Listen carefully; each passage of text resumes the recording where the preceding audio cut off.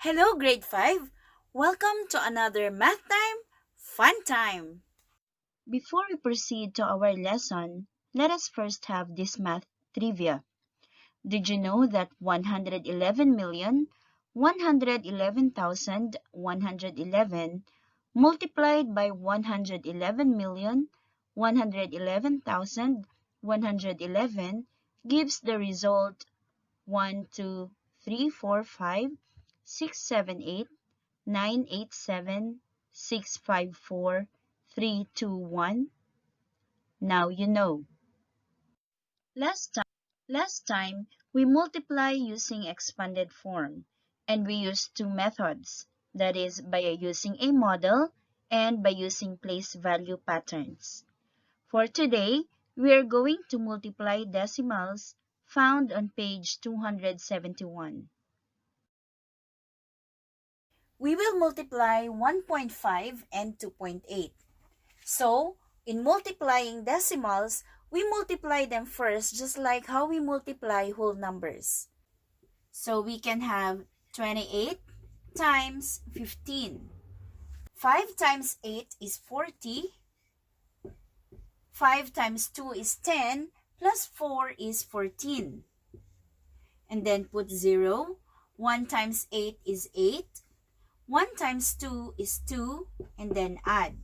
That is 0. This is 12, and then 4. Now going back to our decimals, we have 2.8 and 1.5. And the answer that we have is 420. Now look at our factors. So in the first factor, we have one decimal place. In the second factor, we have one decimal place also.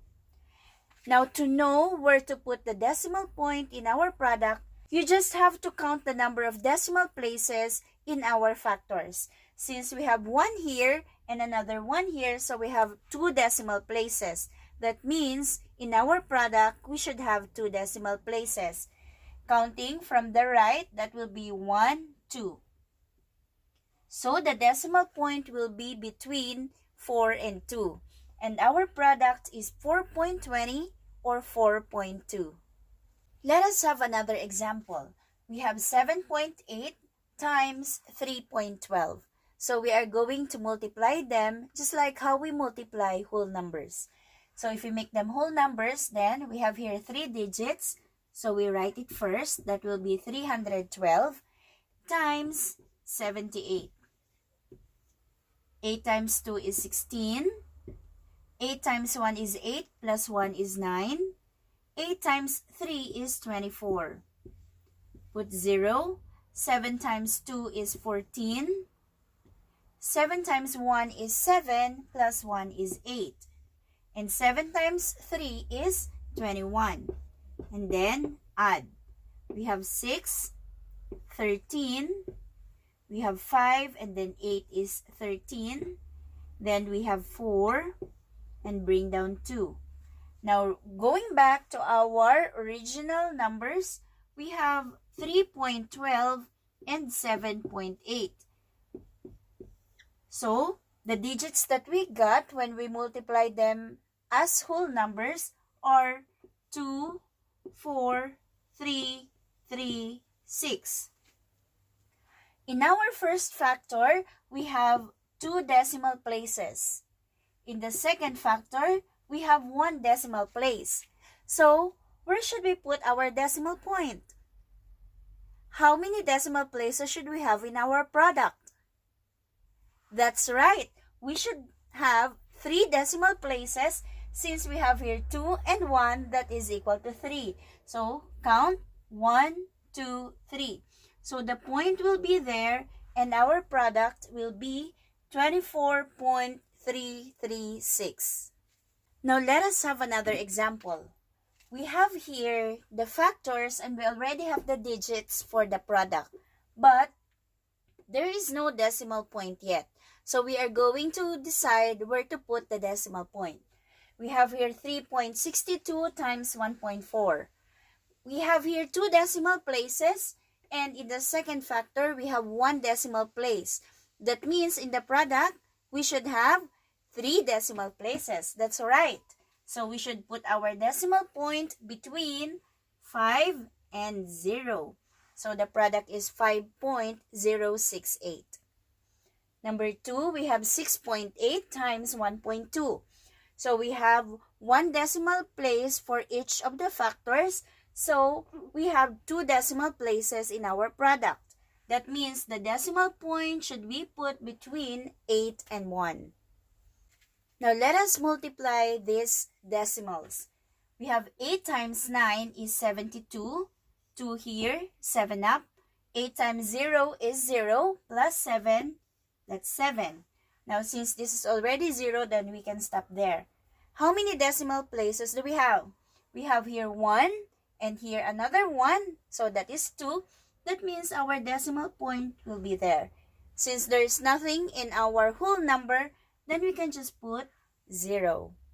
Next example, we have 84.5 times 5.5. So just imagine that there are no decimal points there, and then we will put it later. So we have 5 times 5 is 25. 5 times 4 is 20, plus 2 is 22.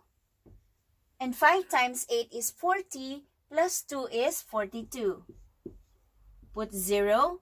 5 times 5 is 25. 5 times 4 is 20, plus 2 is 22.